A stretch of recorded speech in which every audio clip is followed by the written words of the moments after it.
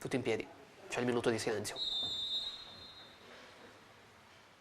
Grande commozione in casa Budoni per questi 60 secondi di silenzio.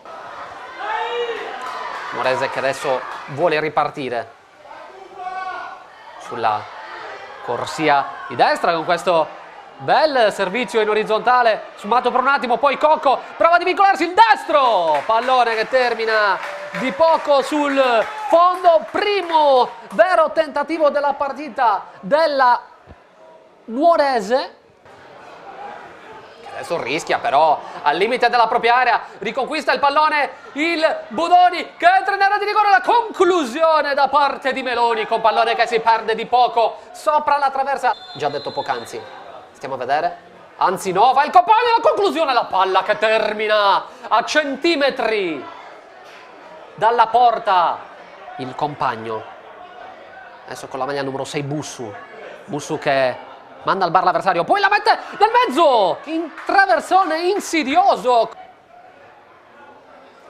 la formazione ospita con questa conclusione, il Budoni è in vantaggio al minuto numero 22. L'autore del gol, Santoro, 22esimo, Nuorese 0, Budoni 1, ha segnato Santoro. Agguantato Villa, che però ha 2 rigori. Budoni che continua ad attaccare con questo traversone, palla che rimane lì, ancora Santoro per il compagno! Cosa si è divorato? Cosa si è divorato il Budoni con Villa? Santoro andrà col destro.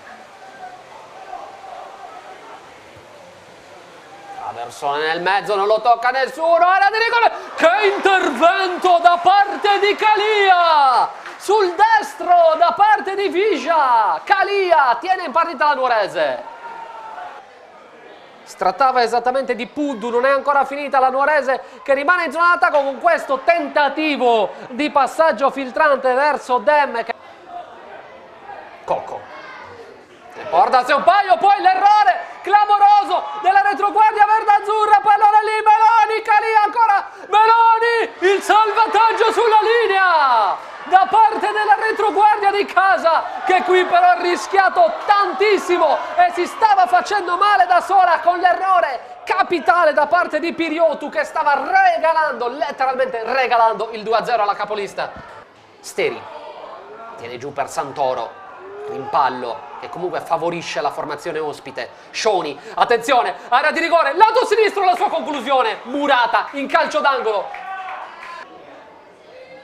Cocco andrà col destro, scodellata nel mezzo, insidiosissima, con la retroguardia del Budoni che allontana, poi Dem, pallone che rimane lì, fermato forse da un braccio di Diop, che però era di spalle. In queste primissime battute della ripresa, passato un minuto e qualche secondo, Scioni prova il destro, la palla che termina a centimetri dal palo sinistro, Budoni vicinissimo al gol del raddoppio.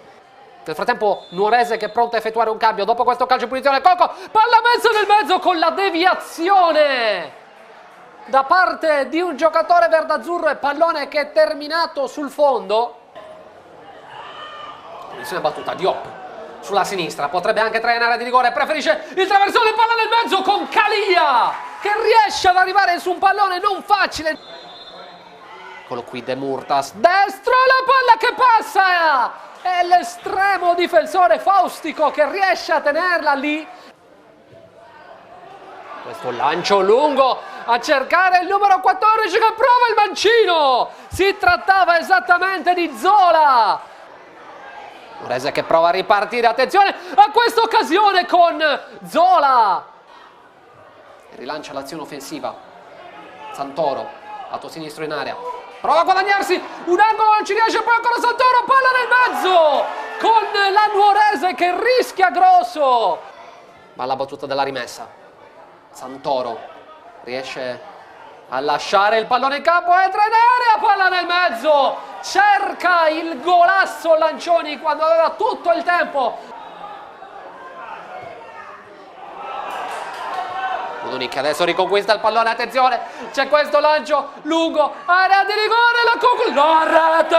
Ha raddoppiato il Budoni col mancino vincente dal lato sinistro in area di rigore da parte di Meloni. Nuorese 0, Budoni 2. Un calcio di punizione diretto.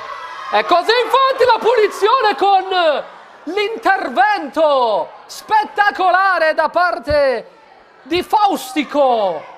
Il direttore di gara vorrà recuperare, Lancioni.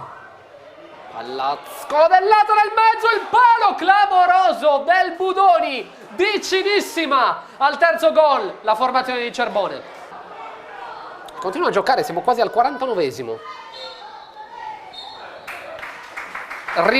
Mi rimangio quello che ho appena detto, arriva in questo momento il triplice fischio da parte del direttore di gara,